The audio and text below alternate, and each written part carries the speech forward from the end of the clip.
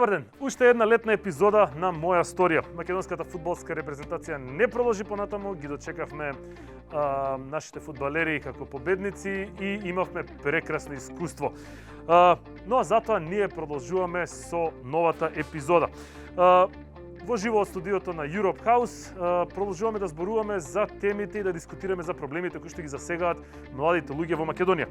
На почеток, како и секоја епизода, ги гледаме прво поентите од претходната епизода, каде што темата беше модата и животниот стил на младите, а потоа продолжуваме со ова.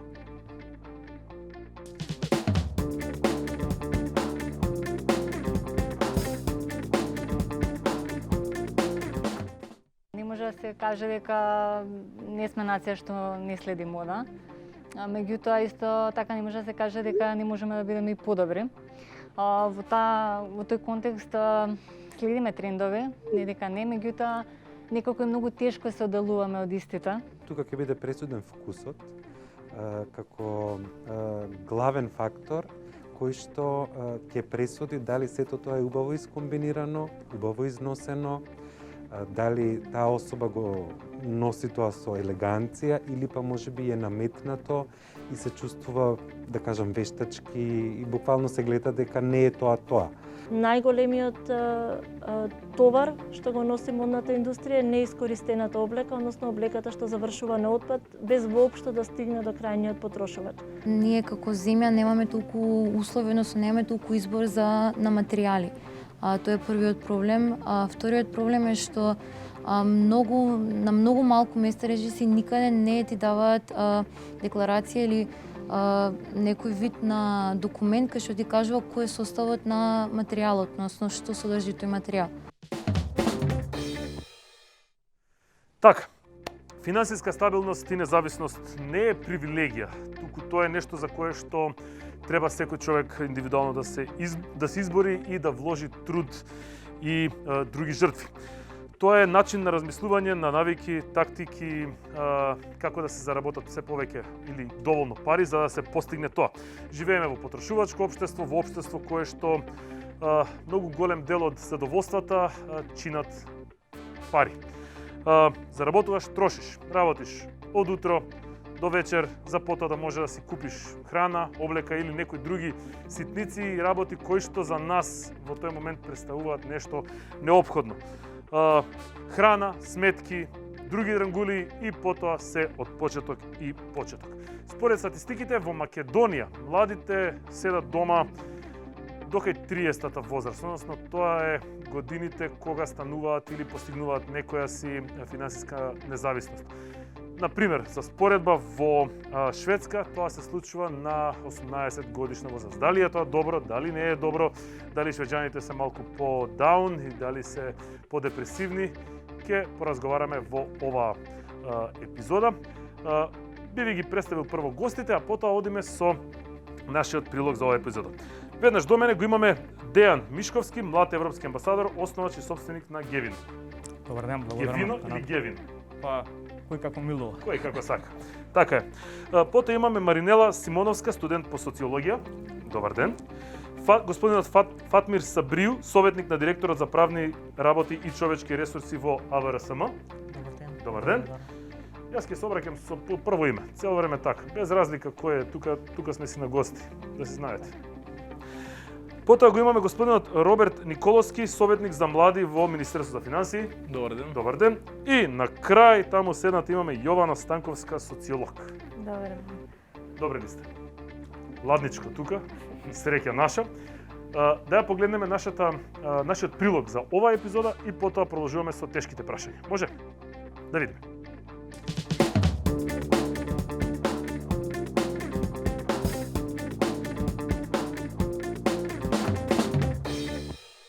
Економска независност кај младите, предуслов за градење лична иднина, нужна потреба, но и тешко остварлива желба.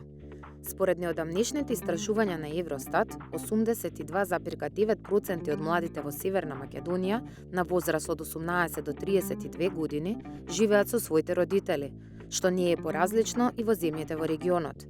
На што се должи оваа појава? Порано или подоцна, сите млади низ светот ги напуштаат родителите и нивниот дом и започнуваат да живеат сами или со својот партнер. Но младите кај нас во своите изјави се искрени и истрајни во ставот дека колку и да сакаат да живеат самостојно, едноставно не можат да се го дозволат тоа, најчесто од финансиски аспект.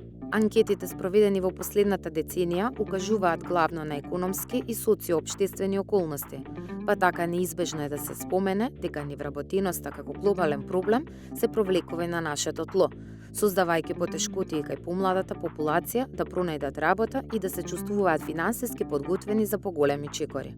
Наспроти тоа, цените на становите за изнајмување и ратите за нивна отплата се високи, па повеќето млади објективно не можат економски да опстанат ако живеат сами или со партнер. Се повеќе семејства треба да ги комбинираат приходите за да си дозволат основни потреби, вклучувајќи кирија, храна, здравствена заштита и пристап до образование. Затоа, неминовно се провлекува имиграцијата кај младото население, барајќи подобар животен стандард и осамостојување, уште во периодот по завршувањето на средното образование и можноста што се нуди за студирање во странство преку студентски размени, стипендии и надоградба на знаење. Од социолошки аспект и самите родители имаат влијание на оваа состојба со самиот факт дека додека младите се образуваат, родителите не бараат и не очекуваат од нивните деца сами да си најдат работа и да заработуваат за живот, па непречено ги издржуваат и на возраст кога еден млад човек веќе е доволно зрел да работи и доволно образован за да се оформи како возрастна единка во општеството. Психолозите констатираат дека пролонгирањето на еден млад човек да се реализира независно го попречува и емоционалниот и професионалниот развој на младите, кои на тој начин остануваат со родителите затоа што така се чувствуваат побезбедно. Па така, сосема природно еден млад човек да е во потрага по свој дом, оформување на свое семејство, сигурна работа, слобода на живење и социализација, особено меѓу групата на млади од 25 до 33 години, во која спаѓаат и младите брачни парови кои веќе имаат основано семејство и подмладок. Различните културолошки сваќања, општествениот развој, како и геополитичката и социјална ситуација насочува кон различни приоди на оваа тема. Па така се провлекува прашањето: до која возраст е нормално децата да живеат со родителите во различни земји низ светот? Младите во Соединетите Американски држави, Велика Британија, Франција и Шведска, веќе со навршени 18 години се сметаат за доволно зрели за да оформат свое живеалиште и паралелно со студиите да бидат активни општествени граѓани. За разлика од нив, во Италија, Грција, Германија па и Јапонија, сосема е легитимно живеењето со семејството, како дел од општествениот систем и традиционалните вредности за поимот заедница и семејство. Високите цени за живеалиште и тешкото наоѓање работа влијаат на оваа ситуација, но на младите им одговара оваа ситуација која им го олеснува секојдневието, а родителите се обидуваат да направат се за да ги задржат дома и да ги издржуваат материјално. Иако последнава деценија ситуацијата останува непромената, сепак и понатаму се тежне кон младинска независност и стремеш кон здраво општество, каде што младиот човек треба да се реализира во самостоен и независен човек, подготвен да навлезе во светот на возрастните и да придонесе како општествено и социјално битие.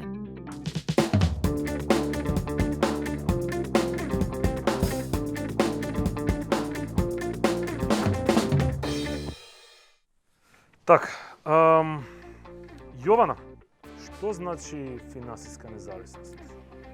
Финансиска независност може да се дефинира на повеќе начини, но за младите тоа најчесто зависи од тоа дали тие се способни самите да си ги исполнат нивните желби, кој им го дозволува тоа, зошто им го дозволува, затоа што самите треба да се го дозволат себе си. Иако сепак нели во Македонија тоа многу често не е случај, сепак финансиската писменост за младите би било да можат да си го дозволат она што им е потребно, дали е тоа образование или некои лични желби, без помош од никој од страна. Спомнавте финансиска писменост. Што значи тоа терминот да си финансиски писмен? Многу често знаеме да го прочитаме, да го чуеме, но што всушност е суштината? Па суштината на финансиската писменост е самиот човек да знае колку е одговорен за финансиите што ги дава и финансиите што ги прима, односно да ги знае сите приходи и сите расходи и да знае зошто му се потребни парите, пример за тој месец што ги има или за следниот месец и како да буџетира, како да внимава со каквите пари. Како ја дефинирате финансиската стабилност и независност, да речеме вака, по книги?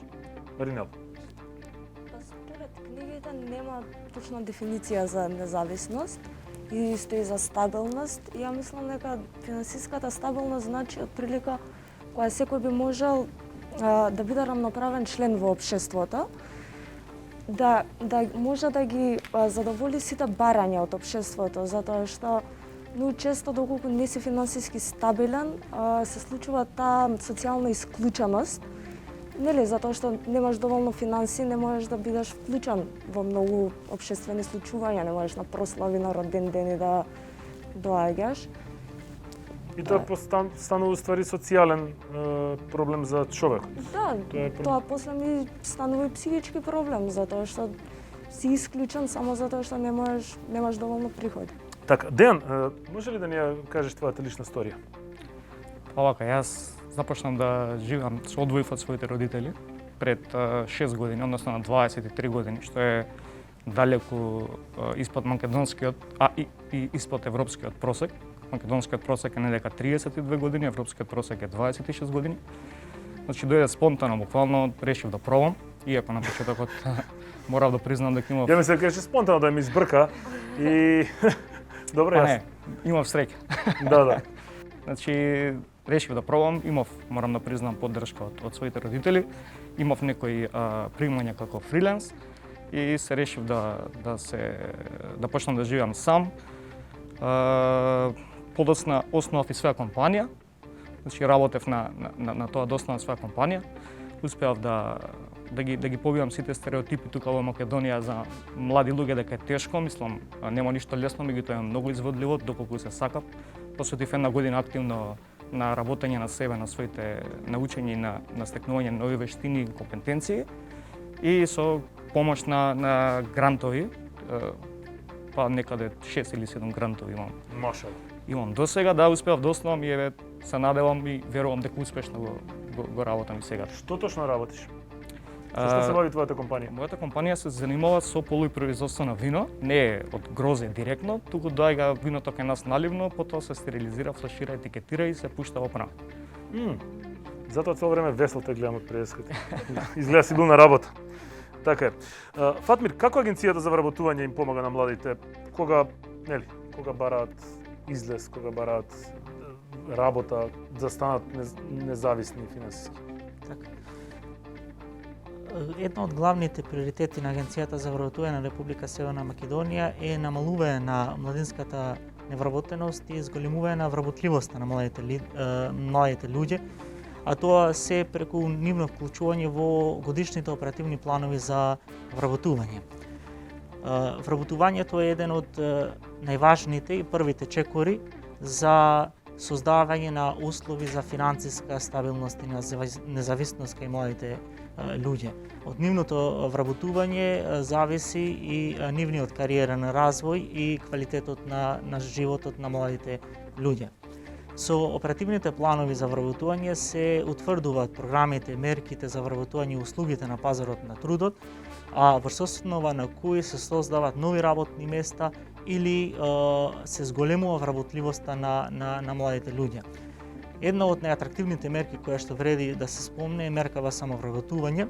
Со меркава самовработување се поддржува секој невработено лице, односно и младите лица, значи посебно на младите лица, за да основат собствен бизнис или да го формализираат веќе постоечкиот бизнис. Финансиската поддршка кај мерката самовработување изнесува 5000 евра ако бизнисот се основа од едно лице или 10.000 евра ако бизнисот, значи, го основат двајца содружници.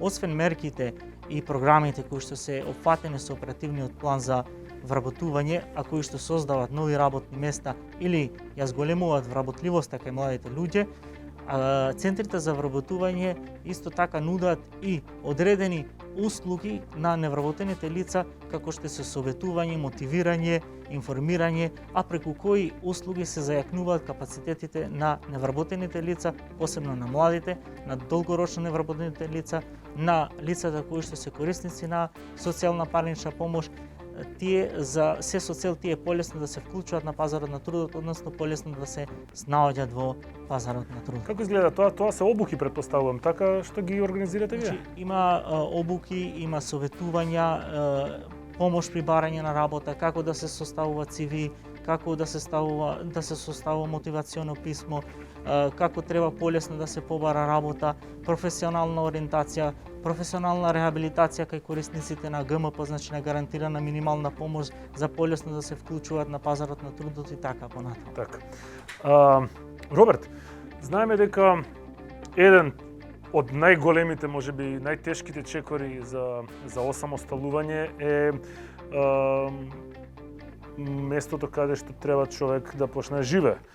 Секој млад човек прво што размислува е, нели, дали треба да отиде под кирија, па колку ќе му чини киријата и така натаму и така натаму. Нели, во јануари мислам дека се објави јавен повик за купи куќа, купи стан, ако не се лажам. Се поднесуваат барања, нели, после тоа се субвенционираат кредитите. Која е процедурата за аплицирање? Така е, Гораска, како што кажа, во јануари месец Министерството за финансии објави јавен повик каде што граѓаните може да поднесат барање за апликација стамбен кредит, субвенција на стамбен кредит преку преглед купи куќа, купи стан.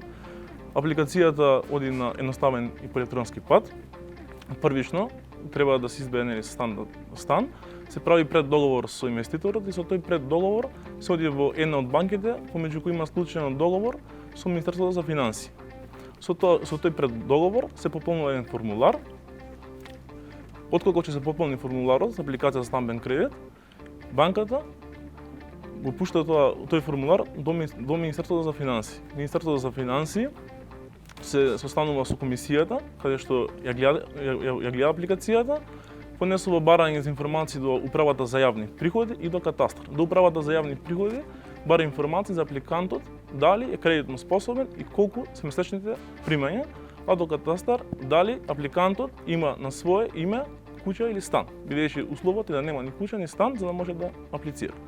Потоа Министерството за финансии ја известува банката и банката одлучува дали ќе го одобри кредитот или не. Значи се тоа се случува преку банката. И по електронски пат. Значи може да се случи вие да речете во ред, дајте им стан на младиве, а банка да рече не им даваме? Така. Знаев дека банкарите секој знаат да зезнат работа. Добро, кажете ми, кои се критериумите за да можат да аплицираат млади луѓе? Така, апликантите може да бидат во или да бидат во брак или да не бидат во брак. Едни од условите е, како што кажав претходно, да немаат на своје име куќа или стан.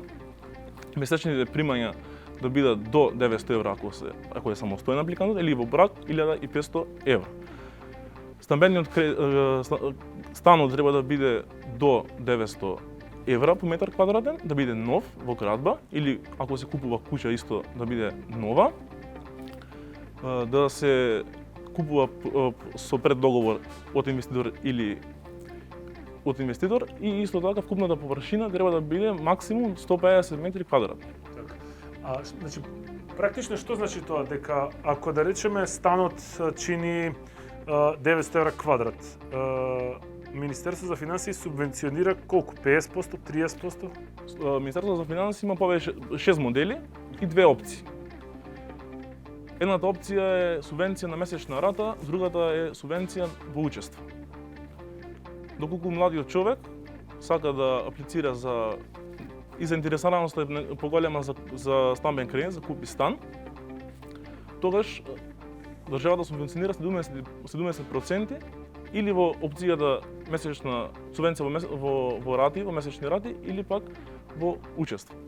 Например, ако сакаме да земеме стан, државата ни првите 3 години ни субвенционира 70%, каматната стапка е тогаш 2,9%, останатите 4, четвртата и петата година 3,9%. Добро. Тие пари не треба да се враќаат, така? Неповратни средства. Така, добро. Јасно ми е сега тоа. Има одзив, мислам, како се расположени луѓе аплицираат? Така, голема е заинтересираноста, како што кажав, најголема е заинтересираноста за стамбениот кредит, односно купи стан. И најповолна е опцијата за субвенција на месечна рата. А како е тоа? Има приоритет кој ќе земе, колку се достапни воопшто, колку пари се на располагање? Субвенцијата е до максимум 50.000 евра со рок на оплата не пократок од 20 години. А колку има одвоено Министерство за ова? Или колку се пријават сите ќе добијат? Како иде? така колку ќе се пријават, како што кажав процедурата треба да се запази, дали е кредитно способен, условите ако се запазат и тоа е што добро. Не знам дека е тоа. Ја имав впечаток дека е тоа процедура која што има одреден број на луѓе кои што може да влезат и тука се затвара рамката и значи не е дека нешто додека не се потроши па после да заврши, него тоа си трае. Си трае. Интересно, не знаев. Маринела и Јована. Јована е прва ќе ја прашам. Што мислите според вас, која е причината зошто младите луѓе во Македонија сакаат да безделничат дома до 30 години, да чмаат и да се седат? Освен топла храна, сметки, интернет, чепарац, не знам што друго, друштво. Која е според тебе причината? Значи, нели, ако настрана ги ставиме тие финансиски причини што се пречка, што не мора да бидат пречка, но еве доколку финансиските причини не ги ставаме како пречка, ги тргаме настрана, би рекла дека многу е важен и моделот на државата и начинот на кој државата функционира. Значи, не е тајна дека Република Македонија уште е под патриархално влијание и се уште се во транзиција, се уште не можеме да излеземе од тоа. Па затоа многу е приметно, еве, например, кога ќе видиме дека некој родител гради куќа, тој ќе ја направи со три ката, за да утре двата сина можат да се вселат секој, да си доведат жена. Уште има голем степен на контрола, што одат од насока родител кон дете. Па затоа младите и да сакаат да се осамосталат, кога ќе видат дека немаат поддршка од родителите, односно родителите уште сакаат тие да седат дома, тогаш тие воопшто не ни пробуваат да се оделат од нив. Многу е важна таката поддршка. Многу е важно и детето да сака да излезе. Значи, без разлика колку бенефиции добива од родителите, да сака самото да си го направи патот во иднината, тоа е понекогаш реткост, бидејќи многу сме научени на таквото разгалување од страна на родителите, па затоа се повеќе и повеќе младите одлучуваат да останат дома, затоа зошто самите да плаќаат кирија или да перат и да пеглаат, да готват, кога може некој тоа да го прави за нив. Тоа е најголемата причина, исто така постојат помали причини кои што се, например, не можат да најдат поволна некратнина, не можат да најдат со кого да излезат надвор од дома, не е тоа нешто што се донесе во одлука за 1 или 2 дена. И сепак многу од младите кои што се студенти не можат да најдат време и да работат и да студираат и плюс тоа да бараат сега стан или куќа за да излезат од дома. Така, како кажеш ти, јас се прашам што сум барал да излезам од дома, ама ете. Така, ден тебе те притиска да останеш дома, остани сине, остани, черешна се од корнеше плачење. Не. Немаше такви моменти? Немаше. Значи ти дада полетност. Кажи ми, ти имаш соработувано доста со држави, значи со околни држави, со држави малце помокни, да речем западноевропски држави. Кажи ми, кои се практиките таму во тие земји во однос на независноста кај младите луѓе? Што државата прави таму за младите луѓе да можат што порано да почнат индивидуално да допринесуваат на општеството и на државата? Според официјални бројки, значи во Европа просекот е 26 години до самостојување. Некаде стига и во Шведска испод 18 години. За разлика од Хрватска, каде што пак е некаде како и кај нас 32 години. Сметам дека покрај финансискиот дел... Шведска, ладно, тоа таму депресивно, тмурно, Сметам дека покрај финансискиот дел се служувам со Јована дека голем дел имаат родителите, односно менталитетот на луѓето што живеат тука. Јас можам да направам пример, бев 3 месеци во Германија живеев, можеби не е долг период, меѓутоа начинот на живот е многу различен од тука. Кога ќе поминете на пладне во 12 часот низ главните улици на, конкретно јас бев во Келн, не можете да видите млади луѓе седнати. Така? Да, на пладне зборам, не може да видите млади луѓе седнати по кафулиња, за разлика од тука, значи тргнете во било кој дел од денот, групирани се, младите претежно таму се постари луѓе, пензионери. Келн е индустријски град, колку што знам јас малку така. Па Келн е еден од најразвиените германски градови. Да, технолошки најразвиен град, ама не е познат по млади луѓе, повише пензионери. И студентски град исто така. Келн. Меѓутоа, генерално таа слика и го имал прилика да посетам неколку европски држави. На запад многу поретко може да се види таа слика. сепак тука нели влегува и оној просек што живеат, например во Германија, живеат некаде околу 23 години, почнуваат да живеат сами, што значи дека веќе на тие години имаат многу повеќе обврски за да можат да седнат така безгрешно да пијат кафе. Значи го имаат сватено сериозноста на животот многу помлади отколку ние тука во Македонија. Така и затоа македонци кои ќе отидат да живеат во Германија плачат за дома, а странци германци кои ќе живеат во Македонија кои треба да седат неќе дома плачат за да останат тука. Тоа е тоа. Животиште. Сега е момент да ја дзирнеме анкетата да видиме што нашите анкетирани одговорија на неколку прашања. Ајде.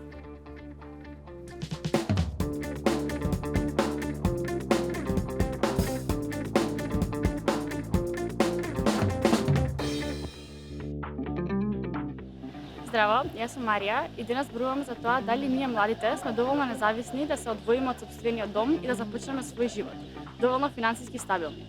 Разговарам со моите врсници на тема економска независност и градење сигурна иднина. Дали младите во Северна Македонија се подготвени да се осамостојат? Не. Според мене мислам не. Не. Мислам дека не. За жал мора да се согласам со останатите. Кој е виновникот за тоа? Државата, семејните врски или неподготвеноста на младите? Сите три играат улога. Според мене државата. Најголем удел има државата. Мислам дека сите напоменати фактори имаат влијание. Мислам дека најмногу тргнува од индивидуата, ама после сите фактори дека си имаат свој. Колков бюџет на месечно ниво би бил потребен за да се осамостоите? Минимум од 500 до 600 евра месечно. Би рекол 500 евра. Од 600 евра па навре. Ништо помалку од 800 евра. Од 500 евра па навре, рекол. Сега имам уште неколку прашања да ги прашам моите врсници. Што мислите на која возраст треба младите да размислуваат да го заминат од родителскиот дом? Па веќе од 20-21 година би требало да почнат да размислуваат. Јас мислам дека годините не играат улога, ама зависи каква кариера сакаат да искраат. Па минимум според мене 21-2 години, но и зависи дали имаат некаква форма на приход. Според мене мислам дека зависи од шансата која имаат, ама 25 би било оптимално. Мислам дека условите многу значат, но 21 до 2 со некој приход е солидно време. Дали би отпочнале собствен бизнес? Се разбира дека да. Само тоа. Секако, тоа е ултимативната цел. Ако се пружи прилика, да. Да, за друго многу помалку сум размислувал. За крај, дали сте запознаени со бенефициите за започнување на собствен бизнес? Не, скоро ништо. Многу малку. Не, но се надам дека некој ден ќе биде. Не сум запознаена. За жал не, но за понатака останува да видим.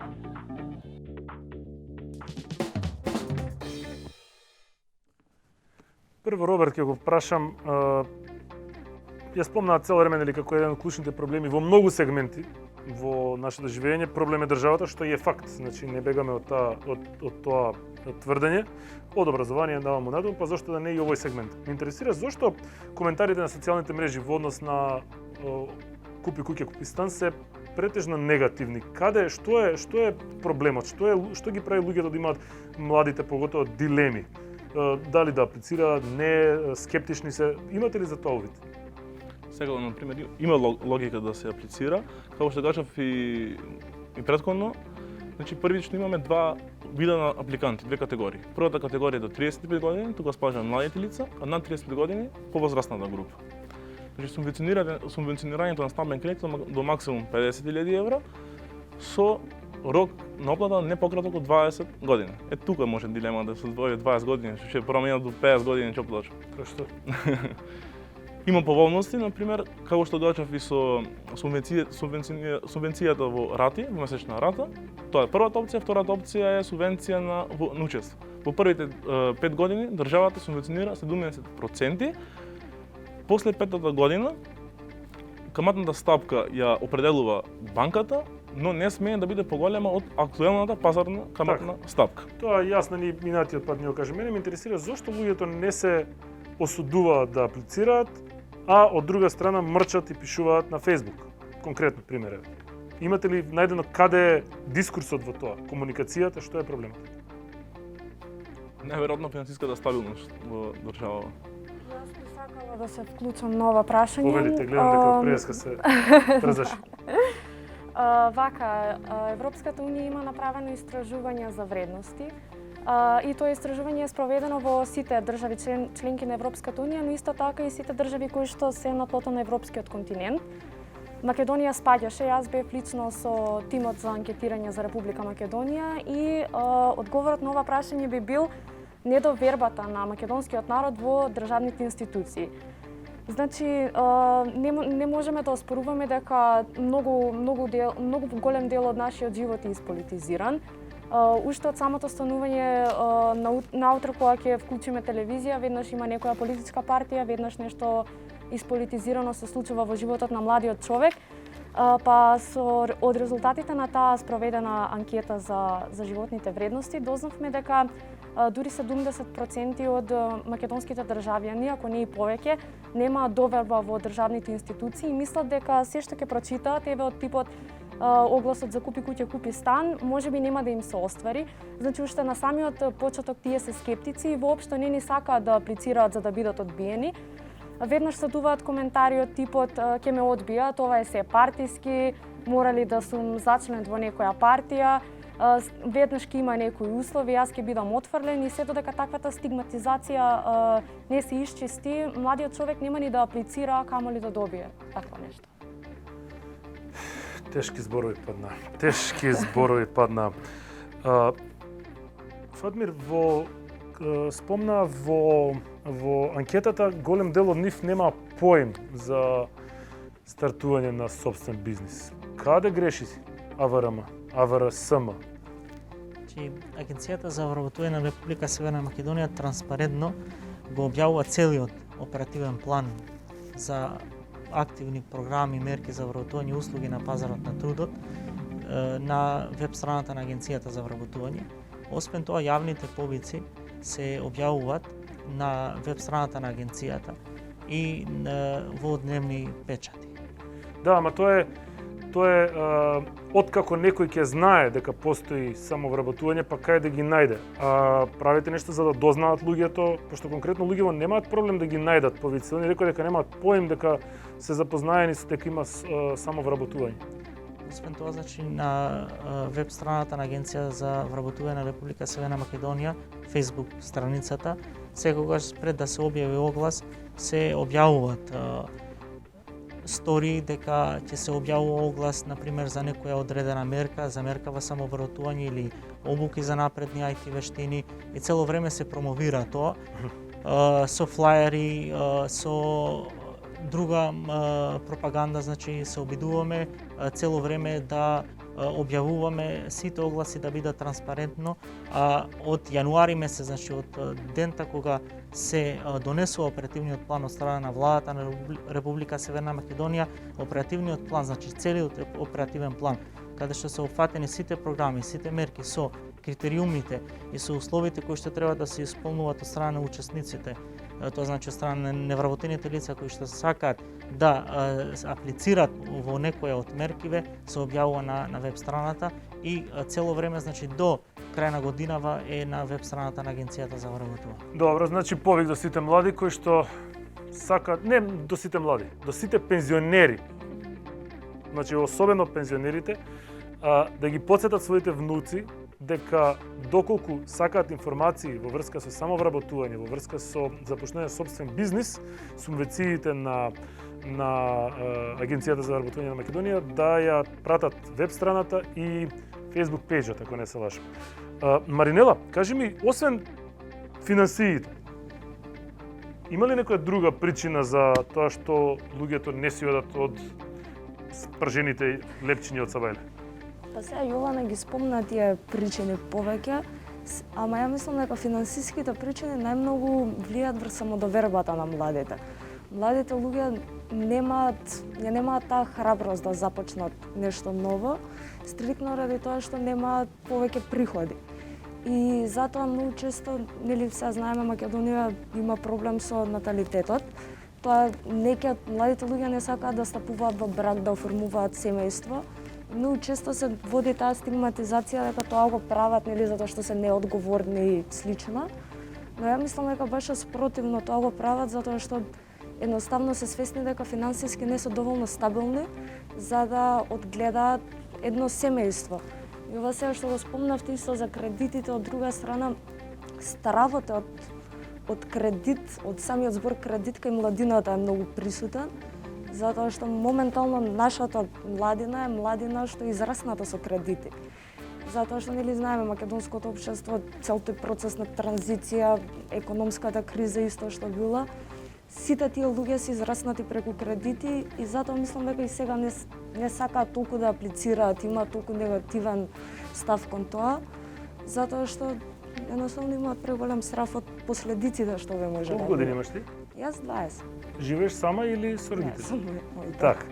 Според тебе, ми требаат 3 чекори според тебе по хиерархија со кои што мислиш дека е почеток за да се стане независен член на нова финансиско општество? Па првенствено ја мислам дека треба да се стекне образование, тоа е најклучно.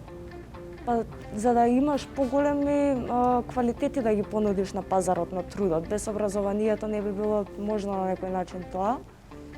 И така да најдеш постабилна работа, и тоа е многу долг процес, на жалост е многу долг процес, затоа се случува како што кажавте во 30-тата година. Така. Фатмир, што покажува статистиката, зборам по бројки? Колку младите се активни во барање и наоѓање работа? После колку се упорни да речеме во тоа? Колку спочнуваат и се откажуваат, а колку наоѓаат до крај? Активноста на младите во наоѓање на работа може да се забележи преку нивниот интерес за учество во оперативниот план за вработување. Со гордост може да кажеме дека во 2020 година и во време на ковид криза, оперативниот план за вработување имаше висок процент на реализација од 94,5%. И со оперативниот план беа опфатени 10.953 невработени лица, од кои 7.313 беа млади невработени лица, односно 66,8% од вкупниот број на учесници. Деле со проценти, значи готов сум ќе умрам. Па јас такви прашања статистика. Например, преска зборевме за меркава самовработување. Кај меркава самовработување 509 млади луѓе се охрабрија да основаат сопствен бизнес. А колку се пријавија? Значи 509 се охрабрија, значи да основат бизнес од 1400 субвенции или односно грантови за основање на бизнес. Значи вие имате 1400 за доделување, а само 509 се Ова година опфатот на лица е зголемен, значи 1762 е опфатот на лица за меркава самовработување. Браво. Кои се критериумите за луѓе да дојдат, млади луѓе да дојдат кај вас за да побараат работа? Основен принцип, односно основно начело за аплицирање кај сите мерки, односно програми за вработување, е да биде евидентиран како активен барател на работа, односно како невработено лице. Условите и критериумите се утврдуваат со самите програми, односно мерки.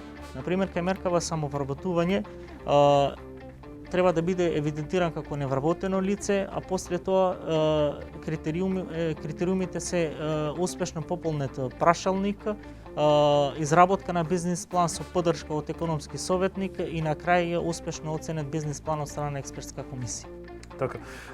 Дејан, кажи ми, зошто кај нас се толку поразителни резултатите како што ги зборуваме од преска и толку е висока границата за младите да се осамосталат, да го направат првиот чекор? Кој сегмент според тебе во општеството е најголем противник и најмногу го невозможува тој чекор? Сметам дека покрај државата, што покрај не сме доволно развиена држава, финансискиот дел.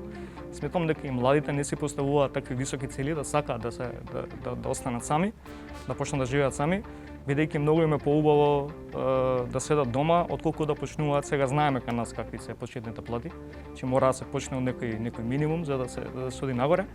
И сметам дека самите не сакаат и родителите исто така ги поддржуваат во тие нивни одлуки. Седи дома, не оди да работиш некаде за 15.000. И сметам дека тука лежи проблемот, бидејќи еве јас не сум почнал со 15, сум почнал година дена со минус, бидејќи сум инвестирал за подоцна да почне тоа да се враќа. Сео животот мора да се откажеме од нешто во животот за нешто да добиеме. Не може да само да очекуваме дека ние нешто ќе зимаме без и ние нешто да пружиме. Јас почнав со 7.000. Паушал кој што не бев сигурен дали ќе го добијам на крај од театар, од драмски. Сега е моментот таман спомнати и јасното искуство. Следниот наш прилог е искуства на млади луѓе по ова прашање. Да ги погледнеме.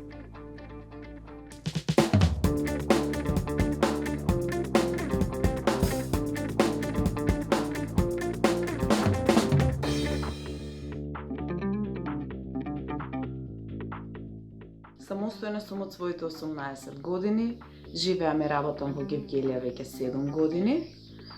Зад себе имам повеќе работни искуства, успеси и падови, како професионални, така и индивидуални. Моите студии ги завршив со признанието сума cum laude, односно признание за исклучителен академски успех. Откако завршив со факултет, почнав со работа во маркетинг секторот во неколку интернационални и домашни компании и тоа ме доведе во моменталната работна позиција која што сум сега. Формулата за успех се уште ја откривам. Најважно е да бидете истрајни и упорни во вашите цели, бидејќи без истрајноста, упорноста, големата желба нема успех. Да знаете точно што сакате во животот и вербате длабоко во себе дека ништо не е невозможно, само бара уште еден обид, уште едно решение или поглед на работите од друга перспектива. Не постои голема разлика помеѓу тоа како се станува успешен во нашата земја во споредба со било која друга земја. Со макотрапна работа, знаење, постојано надоградување на самиот себе, малку среќа, упорност како би се истакнале над толпата луѓе. Потребна е напорна работа пред се на себе си и тоа во сите 5 области. Најпрв интелектуално, потоа социјално, преку вмрежување со други луѓе, емоционално станувајќи свесен за емоциите и потребите на себе си и на другите, во физичката област и духовната која исто така многу важна. Независноста кај нас младите бара големи жртви. Тешко е, не е лесно, но верувајте дека на крај се исплати. Не е важна само напорната работа, знаењето и технологијата, но исто така можат да бидат внесени и останати компоненти, како што се, например, заштедување на парите, инвестирање од 18, 19 или 20 години. Последователно ова значи слобода во нивните одлуки и сопствено креирање на текот на животот. Не би можела да генерализирам, но сметам дека не сме целосно независни. Доколку се инвестира и се започне со креирање на пасивен приход, мислам дека може многу полесно да се стигне до таа независност за која што се збори. Гледано наназад во изминатите 10 години, младинската невработеност кај нас, овде мислиме на млади од 18 до 30 години, ги зазема високите 50%, со што во последните 3 до 4 години има пад до 40%.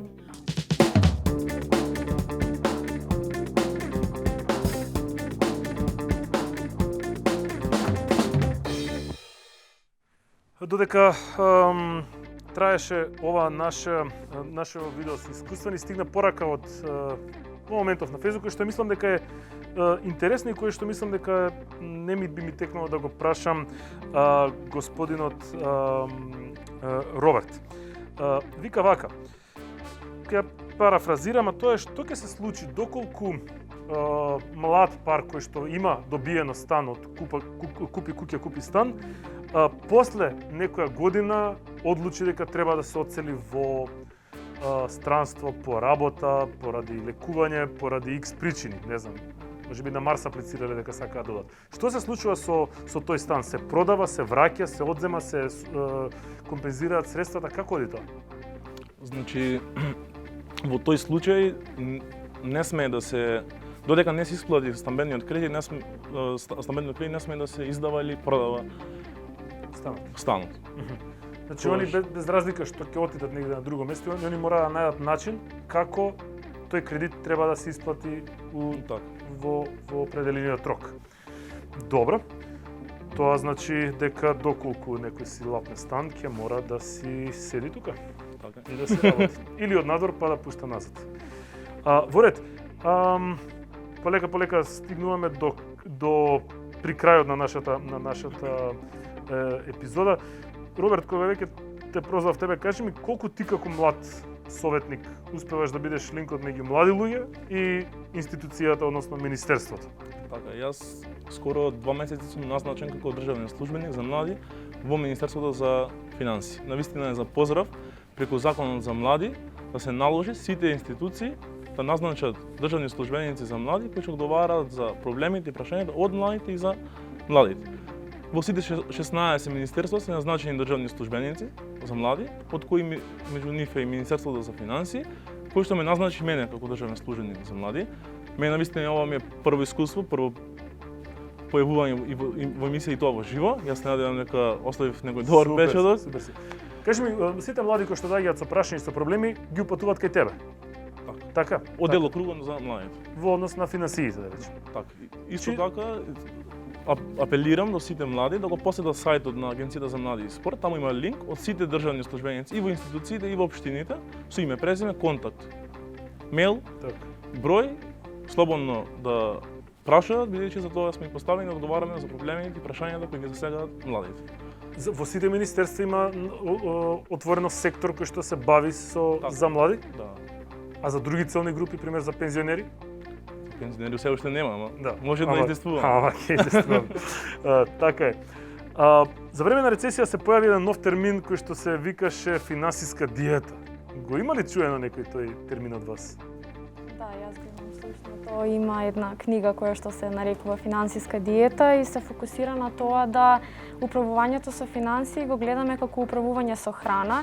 Значи, доколку управувањето со храна и држењето диета во врска со храна се однесува на нашето телесно здравје, тогаш аналогно на тоа и ваквата финансиска диета би се дејствувала на нашето духовно умствено здравје, што значи дека доколку размислуваме за тоа какви финанси имаме, со колков број и каде треба да одат и ги распоредуваме и дејствуваме да тоа се распореди, многу подобро ќе можеме да менаџираме со нашиот буџет, отколку кога така безцелно и непромислено ги трошиме нашите пари.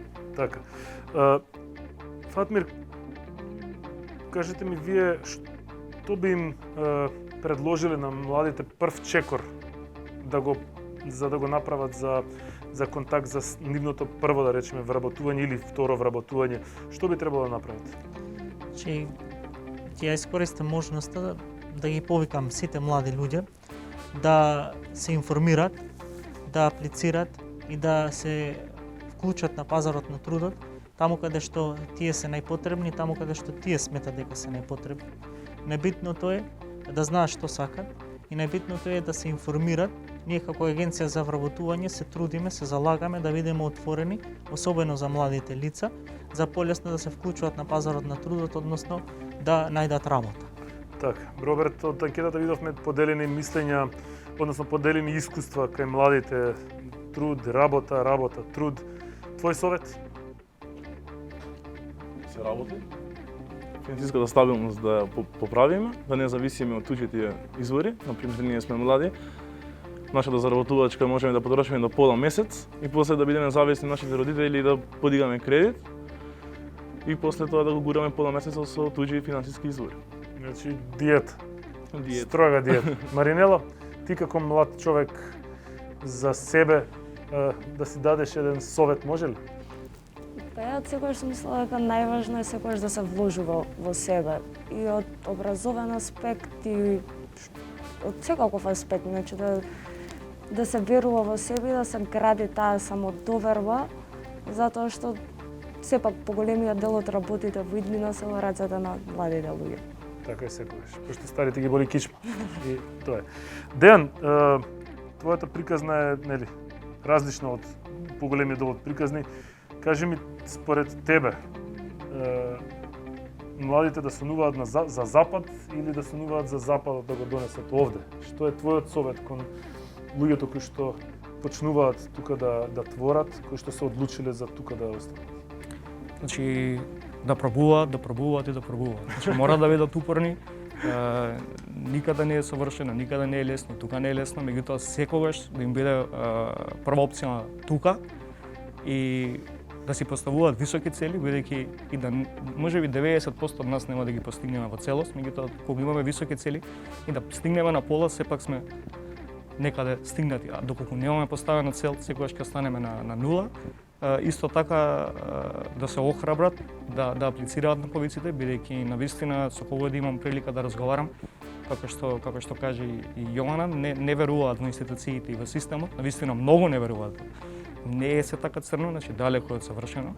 Меѓутоа проблемот го гледам и кај државата и кај младите. Мислат дека се е наместено, мислат дека баш онака каже на народски се е со врски. Не е така, јас сум можам како пример да послужам дека навистина доколку се сака и ќе се успее, можеби не од прва, не од втора, меѓутоа упорноста на крај секогаш се исплати и доколку веќе пробаат тука и се решат да заминат на запад, бидејќи нели миграцијата не е нешто што се случува само кај нас, и германците заминуваат во Америка, во Швајцарија, и доколку веќе не се пронајдат тука во ова општество и да решат да заминат некаде надвор, да заминат со компетенции, не да заминат по секоја цена. 90% на нашите млади луѓе работат во Макдоналдс, ги зима што се вели во бубањот и потоа многу е тешко да се излезе од таа комфорт зона. Така. Ви благодарам на сите за учеството, за овој прекрасен муабет. Сега додека те слушав ми дојде една мисла и додека завршим ми кидна мислата, да ти кажем право. Сакав јас да им дадам совет на младите. Значи вас уште еднаш ви благодарам многу за сите овие работи кои што ги кажавме. Голем дел од информациите мислам дека се добри и за младите, нели, од повели. Кога веќе твојата мисла киднала, ако може јас Како не се задоволство повели? Може ќе ми дојде? Може ќе ми текне? Не се знае. Јас ќе положам да го гледам него, а ти повели. Сакам да упатам една порака до младите. Многу често гледам дека се збунуваат и дека не одат на прав пат поради едно нешто што има конфузија. Треба да се разграничи што е да се биде богат и што е да се изгледа богато. Значи, многу од младите претендираат да изгледаат богато и парите што ги добиваат, например, за кафе или што ги добиваат за студии, да ги трошат на некои маркирани производи, на некои скапи флаши по дискотеки и слично. Не е тоа целта. Целта е вие да имате своји финансиски средства и целта е вие да сте финансиски стабилни. А тоа како ќе изгледате, тоа е нешто сосема друго. Значи, бидете богати, а не се трудете да изгледате богати.